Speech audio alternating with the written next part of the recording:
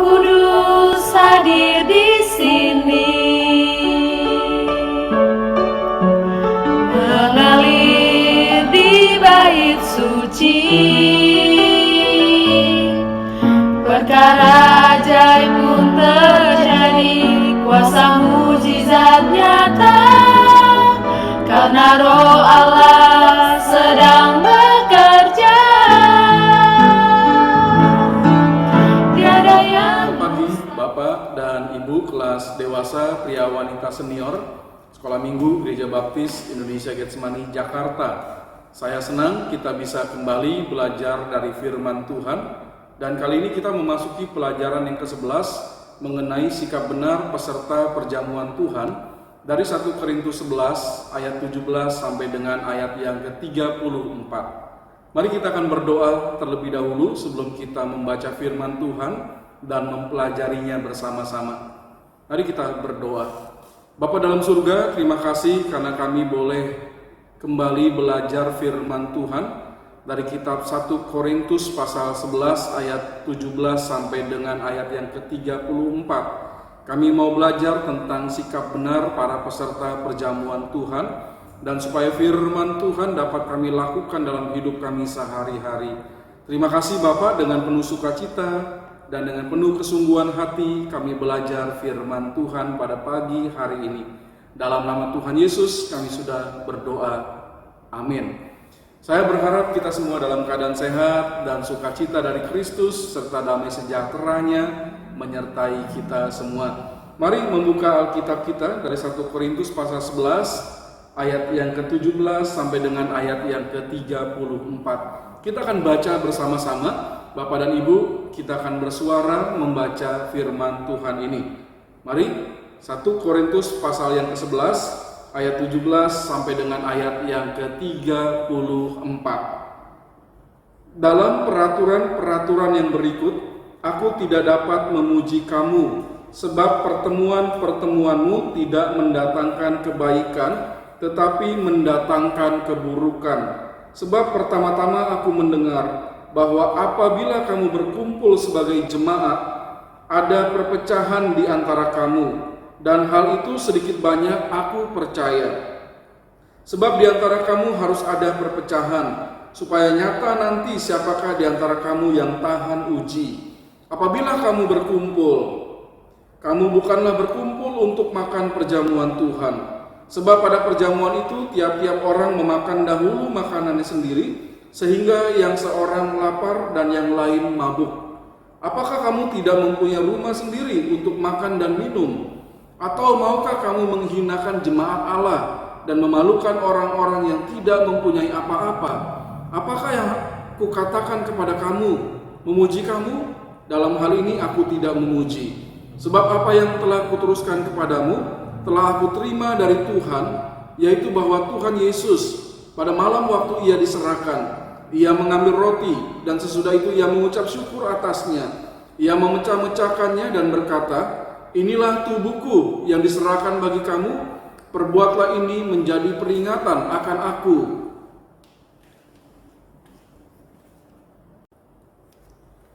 Demikian juga ia mengambil cawan sesudah makan, lalu berkata, cawan ini adalah perjanjian baru yang dimeteraikan oleh darahku. Perbuatlah ini setiap kali kamu meminumnya, menjadi peringatan akan aku. Sebab setiap kali kamu makan roti ini dan minum cawan ini, kamu memberitakan kematian Tuhan sampai ia datang. Jadi barang siapa dengan cara yang tidak layak makan roti atau minum cawan Tuhan, ia berdosa terhadap tubuh dan darah Tuhan. Karena itu, hendaklah tiap-tiap orang menguji dirinya sendiri, dan baru sesudah itu ia makan roti dan minum dari cawan itu. Karena barang siapa makan dan minum tanpa mengakui tubuh Tuhan, ia mendatangkan hukuman atas dirinya. Sebab itu banyak di antara kamu yang lemah dan sakit, dan tidak sedikit yang meninggal. Kalau kita menguji diri kita sendiri, hukuman tidak menimpa kita. Tetapi kalau kita menerima hukuman dari Tuhan, kita dididik, supaya kita tidak akan dihukum bersama-sama dengan dunia. Karena itu, saudara-saudaraku, jika kamu berkumpul untuk makan, nantikanlah olehmu seorang akan yang lain. Kalau ada orang yang lapar, baiklah ia makan dahulu di rumahnya, supaya jangan kamu berkumpul untuk dihukum. Hal-hal yang lain akan kuatur kalau aku datang. Baik, kita akan belajar tentang bersikap benar. Bersikap benar itu berarti mengambil sikap atau perbuatan, perkataan yang benar. Misalnya, orang Kristen saat menghadapi pergumulan dalam keluarga, apa yang dia lakukan? Dia harus bersikap benar, yaitu mengajak keluarga untuk berdoa bersama. Lalu keluarga itu bisa juga meminta Pak Pendeta untuk turut mendoakannya, yaitu sikap yang benar. Tidak berlaku ketika ada pergumulan dalam keluarga, suami istri marah kemudian meninggalkan rumah, demikian juga anak-anak akhirnya menjadi korban dari semua yang dilakukan itu. Nah, kita juga perlu bersikap benar dalam komunitas kita sebagai gereja, dalam persekutuan, perkumpulan kita sebagai jemaat Tuhan, termasuk dalam hal perjamuan Tuhan. Kita harus bersikap benar. Nah, Paulus memberikan teguran bagi gereja di Korintus dikarenakan mereka tidak bersikap benar dalam hal perjamuan Tuhan. Tadi firman Tuhan sudah kita baca, rupanya ketika gereja di Korintus mengadakan perjamuan Tuhan, mereka juga melakukan perjamuan kasih. Ya, jadi di awal ada perjamuan kasih, baru setelah itu mereka mengadakan perjamuan Tuhan. Nah, dalam perjamuan kasih itu, jemaat membawa makanan yang mereka sudah siapkan masing-masing untuk dibawa ke gereja, disatukan dan kemudian dapat dimakan bersama-sama. Namun dalam gereja Korintus, perjamuan itu akhirnya membuat kekacauan, ya, menjadi dikatakan keburukan oleh firman Tuhan. Dan peristiwa perjamuan kasih itu mencemari kekusukan pelaksanaan perjamuan Tuhan yang dilakukan setelahnya. Perhatikan perkataan Paulus. Dalam peraturan-peraturan yang berikut aku tidak dapat memuji kamu, sebab pertemuan-pertemuanmu tidak mendatangkan kebaikan, tetapi mendatangkan keburukan. 1 Korintus 11 ayat 17. Nah, perjamuan Tuhan menjadi kehilangan maknanya, ya, karena kemudian jemaat sudah tidak menunjukkan sikap yang benar sebagai peserta perjamuan Tuhan. Di perjamuan kasih sebelum dilaksanakannya perjamuan Tuhan itu ada kekacauan, ya, ada keburukan yang terjadi. Dan ketika mengikuti perjamuan Tuhan jadi tidak kusuk, jadi tidak menyatakan orang-orang percaya Tuhan. Nah, dikatakan juga bahwa perjamuan Tuhan itu kehilangan maknanya karena ada yang mabuk, ya, artinya mereka makan lebih kenyang daripada yang lain dan mereka melakukan hal-hal yang buruk sekali. Kenyataan ini membuat orang Kristen perlu bersikap benar dalam perjamuan Tuhan, dan ini menjadi teguran bagi kita dan juga sekaligus gereja Korintus saat itu. Kalau kita tidak bersikap benar dalam melaksanakan perjamuan Tuhan, kita mendapatkan teguran. Baik, kita mempelajari kebenaran yang pertama tentang sikap benar para peserta perjamuan Tuhan. Seharusnya peserta perjamuan Tuhan itu menunjukkan kesatuan sebagai sebuah komunitas gereja di Korintus dan kita sekarang ini, serta menunjukkan sikap peduli kepada sesama anggota gereja. Hal itu tercatat dalam 1 Korintus pasal 11 ayat 17 sampai 22. Nah, di gereja Korintus ada pertemuan yang dilaksanakan bersamaan, yaitu perjamuan kasih dan kemudian perjamuan Tuhan.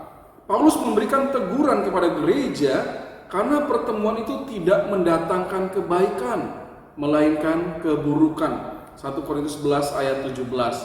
Mari kita melihat firman Tuhan bersama-sama. Bapak dan Ibu bisa menjawab, ya, apakah keburukan yang terjadi di gereja Korintus itu yang dilakukan oleh para peserta perjamuan Tuhan yang seharusnya tidak boleh dilakukan.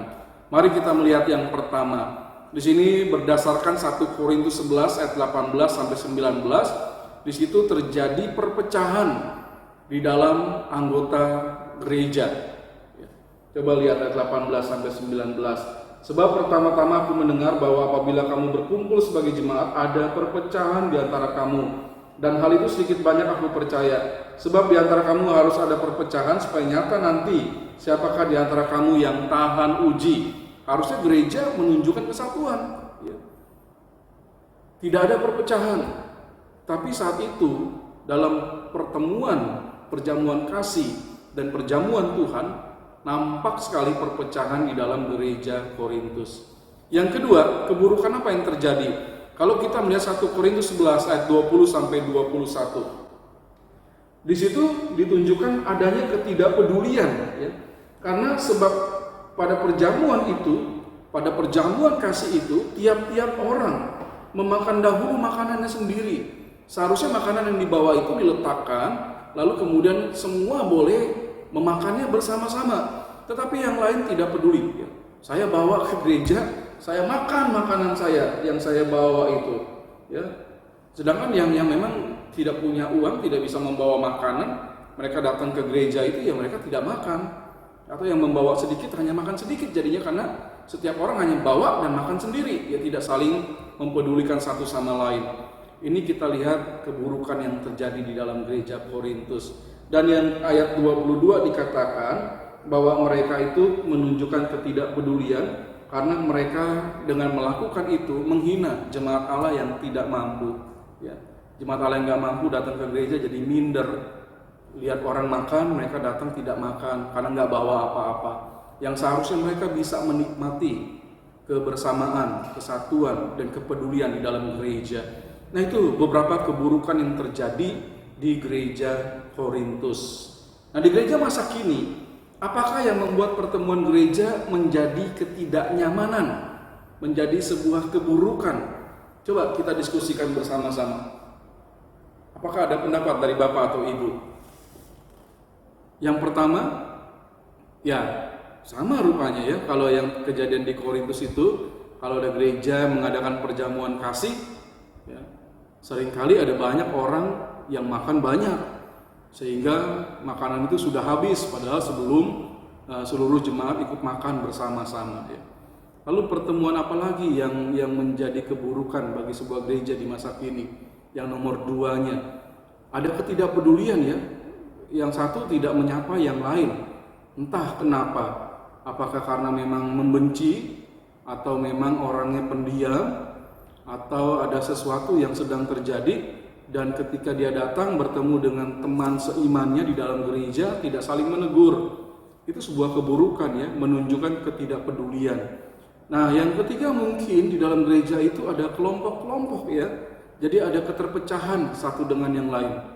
Yang satu punya kelompok sendiri, yang satu punya kelompok sendiri, dan pertemuan itu menjadi tidak nyaman di dalam gereja. Saya berdoa dan percaya bahwa di gereja kita dan harusnya di setiap gereja tidak ada hal-hal itu yang terjadi. Ini juga kebenaran yang kedua, sikap benar peserta perjamuan Tuhan berarti menguji diri sendiri dan penuh keyakinan akan pengorbanan Kristus. 1 Korintus 11 ayat 23 sampai dengan ayat yang ke-29. Bapak-bapak dan ibu-ibu, awal dari keburukan persekutuan yang terjadi di gereja Korintus adalah perjamuan kasih atau permasalahan mengenai makanan. Agak tidak menyenangkan ya. Di sebuah gereja terjadi keributan, perpecahan hanya disebabkan gara-gara makanan. Dan penyebab semua itu dapat terjadi, Paulus mengatakan seluruh gereja, seluruh jemaat ya, setiap orang. Maka semua mereka itu ditegur oleh Paulus supaya mereka menguji diri sendiri sebelum melakukan persekutuan dalam perjamuan Tuhan yang menjadi fokus utama dalam pertemuan gereja pada saat itu. Pada saat kedua acara terjadi, seharusnya perjamuan kasih itu membawa kesatuan, membawa rasa peduli kepada setiap jemaat, kemudian mereka bersama-sama ikut dalam perjamuan Tuhan. Ya. Nah, tetapi hal itu tidak terjadi. Itu sebabnya Paulus mengatakan, ujilah dirimu sendiri. Ya. Lalu Paulus menekankan, mengajarkan kepada kita bahwa peserta perjamuan Tuhan itu diingatkan akan makna dari perjamuan Tuhan dalam 1 Korintus 11 ayat 23 sampai 25. Kata firman Tuhan, ada roti yang dipecah-pecahkan sebagai lambang tubuh Kristus yang diserahkan bagi setiap orang yang percaya kepada Yesus. Yesus mengalami penderitaan tubuhnya, tercabik-cabik ya ketika dia ditangkap, kemudian dijatuhi hukuman mati. Dia mengalami penderitaan, cambukan, dan segala sesuatu yang menyakitkan bagi dia, sampai kemudian tubuhnya terkoyak di atas kayu salib, yang kemudian dilambangkan oleh Yesus dengan roti yang terpecah waktu dia mengadakan makan perjamuan Paskah, ya, yang kemudian kita sebut perjamuan Tuhan. Roti melambangkan tubuh Kristus, dan kemudian Yesus mengangkat cawan yang berisi air anggur dan mengatakan bahwa ini lambang dari darah Kristus yang telah menjadi materai dari sebuah perjanjian yang baru. Nah, itulah yang diajarkan di dalam perjamuan Tuhan mengenai lambang dari roti dan cawan berisi air anggur. Perhatikan kebenaran firman Tuhan tentang perkataan Yesus mengenai roti dan air anggur dalam perjamuan Tuhan itu sebagai menjadi peringatan akan aku. Jadi jelas sekali, hal yang terpenting dalam perjamuan Tuhan adalah mengingat pengorbanan Yesus Kristus sebagai penebus dosa kita. Ada pendapat yang terjadi berhubungan dengan perjamuan Tuhan dan orang baptis tidak mengakuinya karena Alkitab tidak menyatakan hal itu. Apa pendapat yang terjadi yang tidak sesuai dengan apa yang Alkitab katakan dan orang baptis tidak mengakuinya? Yang pertama, transubstansiasi, yaitu substansi dari roti berubah menjadi tubuh Kristus dan substansi air anggur berubah menjadi darah Kristus setelah didoakan oleh imam. Itu namanya transubstansiasi yang kita tidak mengakui, tidak setuju, ya, tidak percaya akan hal itu. Yang kedua, ada pendapat yang mengatakan roti dan air anggur dalam perjamuan Tuhan itu dapat dipakai sebagai obat penyembuh bagi sakit jasmani. Jelas ini tidak pernah tertulis di dalam Alkitab, dan itu yang terjadi ya, di gereja yang kita tidak lakukan di dalam gereja baptis. Nah, firman Tuhan dengan tegas mengatakan kepada kita bahwa roti adalah lambang tubuh Kristus dan air anggur adalah lambang darah Kristus. Kita melakukan perjamuan Tuhan adalah untuk memperingati pengorbanan Kristus sampai dia datang kembali. 1 Korintus 11 ayat 26. Itu makna yang penting dalam perjamuan Tuhan. Bukan masalah roti dan anggur yang menjadi tubuh dan darah Kristus atau menjadi obat bagi kesembuhan sakit jasmani. Alkitab tidak menuliskan akan hal itu. Ada peringatan yang penting tentang sikap peserta perjamuan Tuhan, yaitu makan dan minum perjamuan Tuhan harus dilakukan oleh orang-orang yang merasa dirinya layak. 1 Korintus 11 ayat 27. Pernyataan ini mengingatkan mengenai sikap hati yang acuh tak acuh kepada sesama, mengingatkan mengenai mementingkan diri sendiri yang pasti salah, mengingatkan kita untuk suatu sikap tidak hormat tanpa maksud dan keinginan apapun untuk meninggalkan dosa yang disadari dan kemudian menerima perjanjian kasih karunia dengan segenap janji dan tuntutannya, tetapi mereka tidak hidup di dalamnya. Jadi ketika kita makan perjamuan Tuhan itu kita mengingat kembali kasih karunia Tuhan yang berkorban bagi kita. Tapi kita tidak hidup di dalam kebenaran itu. Harusnya kita melakukan hal yang sama ya. Ketika Kristus sudah berkorban bagi kita, kita peduli kepada setiap orang. Namun ketika kita tidak peduli, kita harus menguji diri kita sendiri akan hal itu. Dan hal itu menjadi ketidakbenaran. Kalau kita tidak peduli satu sama lain, kita acuh tak acuh, kita mementingkan diri sendiri dan tidak hormat kepada orang lain. Dan dalam hati kita tidak ada keinginan untuk bertobat. Itu ujian yang harusnya kita lakukan, dan kita tidak melakukannya maka kita bersalah, dan hal itu menjadi dosa bagi orang itu.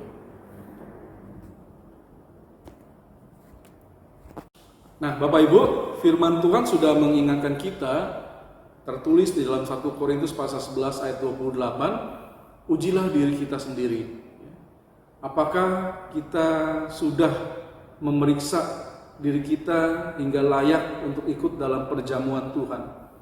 Kita menguji diri kita, apakah kita sudah tidak lagi hidup dalam kuasa dosa? Apakah kita sudah bertobat? Dan apakah kita memiliki hati nurani yang benar di hadapan Tuhan? Ujilah diri kita sendiri. Jangan sampai kita hidup sebagai orang berdosa, tapi kita mengakui pengorbanan Yesus dan kita tidak hidup di dalam Kristus. Itu suatu dosa bagi kita. Jadi mari kita diingatkan kembali oleh firman Tuhan. Biarlah hati kita sudah menjadi milik Kristus dan kita sudah bertobat meninggalkan dosa, dan dosa tidak lagi berkuasa atas diri kita. Kemudian kita ikut dalam perjamuan Tuhan. Firman Tuhan juga mengingatkan kita untuk memiliki keyakinan penuh akan pengorbanan Kristus. 1 Korintus 11 ayat yang ke-29, bahwa Yesus sudah berkorban bagi kita dengan tubuh yang tercabik dilambangkan dengan roti yang terpecah, dan darahnya yang tertumpah sebagai darah perjanjian baru antara kita dengan Tuhan. Sebagai yang percaya kepada Kristus, telah diselamatkan oleh Kristus dan dibenarkan di hadapan Allah melalui darahnya yang kudus itu. Nah, kita harus penuh keyakinan bahwa itulah makna sebenarnya dari perjamuan Tuhan. Banyak jemaat Korintus tidak menghargai perjamuan Tuhan dikarenakan sikap yang tidak benar dari mereka. Nah, Bapak Ibu, kita perlu merasakan bahwa perjamuan Tuhan itu tidak sama dengan perjamuan makan biasa. Kita perlu dengan kesungguhan dan keyakinan bahwa kita ikut makan dan minum perjamuan Tuhan, itu adalah pengorbanan Kristus bagi kita. Kebenaran yang ketiga, Bapak dan Ibu, sikap benar peserta perjamuan Tuhan, siap menerima didikan Tuhan. 1 Korintus 11 ayat 30 sampai 34. Kita sudah belajar bersama bahwa yang menjadi kekacauan atau keburukan dalam pertemuan ibadah di gereja Korintus sehubungan dengan perjamuan kasih atau perjamuan makan. Mereka menghabiskan makanannya tanpa peduli orang lain. Mereka bawa makanan, makan sekenyang-kenyangnya dan orang lain lapar. Nah, rupanya sampai sekarang kebiasaan keburukan dalam perjamuan makan itu tetap terjadi ya. Yang pertama, perjamuan makan itu sudah habis sebelum acara dimulai. Padahal tuan rumah atau orang yang mengadakan pesta itu sudah menyiapkan makanan dan minuman dengan sebaik mungkin, dengan harapan pengunjung akan makan bersama-sama ketika acara sudah dimulai. Tetapi sebelum acara dimulai, makanan sudah habis. Yang kedua, ada orang-orang yang memiliki kebiasaan buruk ketika menghadiri perjamuan makan, yaitu mereka suka mengambil makanan yang ada, dimasukkan ke dalam wadah atau plastik, masukkan ke dalam tas dan bawa pulang. Jadi ketika acara sedang berlangsung, ya, makanan sudah tidak ada lagi. Orang yang datang agak terlambat tidak mendapatkan makanan. Padahal tuan rumah, pemilik pesta, sudah menyiapkan makanan dan dia hitung bisa bahkan lebih daripada jumlah orang yang dia undang. Kasihan pemilik pesta. Itu karena orang-orang yang berlaku seperti itu.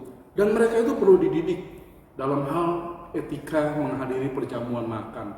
Ya. Sikap untuk menghabiskan makanan sebelum pesta dimulai, membawa makanan saat pesta, itu adalah sikap yang tidak benar. Kecuali memang perjamuan itu sudah selesai dan tuan rumah mempersilahkan. Silakan bawa pulang makanan yang ada, kami tidak bisa makan menghabiskannya, jadi silakan dibawa pulang. Itu setelah selesai nggak apa-apa. Tapi kalau sebelum itu nggak boleh, nggak boleh. Kita perlu juga memiliki hati yang mau dididik, ya sesuai dengan didikan Tuhan. Bagi semua orang Kristen yang menjadi peserta perjamuan Tuhan, tetapi memiliki sikap hidup yang tidak benar, firman Tuhan mengingatkan bahwa akan ada hukuman. Ya, 1 Korintus 11 ayat 30. Di situ akan dihukum karena mereka tidak menghormati Tuhan, ya tidak memiliki kesatuan di dalam gereja, ketidakpedulian akan sesama, dan tidak menghormati perjamuan Tuhan, akan ada hukuman yang diterima. Firman Tuhan kemudian juga mengingatkan harus siap menerima didikan Tuhan, yaitu yang pertama, kalau kita mendapat hukuman karena sikap berdosa kita, maka segeralah bertobat. 1 Korintus 11 ayat 31 sampai 32. Ya, jangan tidak bertobat kalau sudah dididik oleh Tuhan. Yang kedua, menunjukkan sikap peduli kepada sesama. 1 Korintus 1 ayat yang ke-33. Jadi pedulilah dengan sesama, apalagi sebagai komunitas rohani di dalam gereja, sebagai jemaat Tuhan, ya. Tunjukkanlah sikap peduli satu dengan yang lain. Yang ketiga, jangan memikirkan diri sendiri. 1 Korintus 11 ayat 34, apalagi berhubungan dengan hal makanan. Itu harus kita perbaiki, dan biarlah kita mau dididik oleh Tuhan sehubungan dengan hal itu. Baik Bapak Ibu, kita sudah belajar kebenaran firman Tuhan yang sangat menarik bagi kita, yang mengajarkan kepada kita sebagai peserta perjamuan Tuhan supaya memiliki sikap yang benar. Dari 1 Korintus pasal 11 ayat 17 sampai 34. Kita sudah belajar yang pertama, sikap benar peserta perjamuan Tuhan menunjukkan kesatuan dan peduli kepada sesama anggota. 1 Korintus 11 ayat 17 sampai 22. Yang kedua, sikap benar peserta perjamuan Tuhan berarti menguji diri sendiri dan penuh keyakinan bahwa perjamuan Tuhan itu adalah peringatan akan pengorbanan Kristus. 1 Korintus 11 ayat 3 sampai 29. Dan yang ketiga, sikap benar peserta perjamuan Tuhan mau dididik oleh didikan Tuhan. 1 Korintus 11 ayat 30 sampai 34. Dan biarlah itu semua terjadi dalam hidup kita sebagai orang-orang percaya yang menjadi sebuah komunitas jemaat di dalam gereja, dan biarlah kita melakukannya, nama Tuhan dipermuliakan. Kita akan berdoa mengakhiri kelas sekolah minggu kita, dan sampai minggu depan kita kembali belajar firman Tuhan sebagai peserta perjamuan Tuhan. Mari kita akan berdoa, kita berdoa mohon pimpinan Tuhan dalam hidup kita, kesehatan yang berasal dari Tuhan, dan biarlah kita senantiasa memuliakan Tuhan dalam hidup kita. Mari kita berdoa. Bapak, terima kasih karena kami boleh belajar pagi hari ini firman Tuhan mengenai sikap benar para peserta perjamuan Tuhan. Terima kasih Bapak, Engkau mengingatkan kami melalui kebenaran firman-Mu, dan kami ingin melakukannya dalam hidup kami sebagai orang percaya. Bapak, hamba berdoa untuk setiap Bapak dan Ibu, siapapun mereka yang belajar bersama-sama tentang firman Tuhan ini, supaya mereka hidup dalam ajaran-Mu, dalam didikan-Mu, dan biarlah mereka menjadi orang-orang yang memuliakan nama Tuhan dimanapun mereka berada. Bapak, hamba berdoa supaya Tuhan memberikan kesehatan, sukacita dan damai sejahtera Kristus menyertai mereka semua. Terima kasih Bapak yang baik. Kami mengakhiri kelas kami di dalam nama Tuhan Yesus, Tuhan dan Juru Selamat kami yang hidup. Kami sudah berdoa. Amin. Tuhan memberkati kita semua.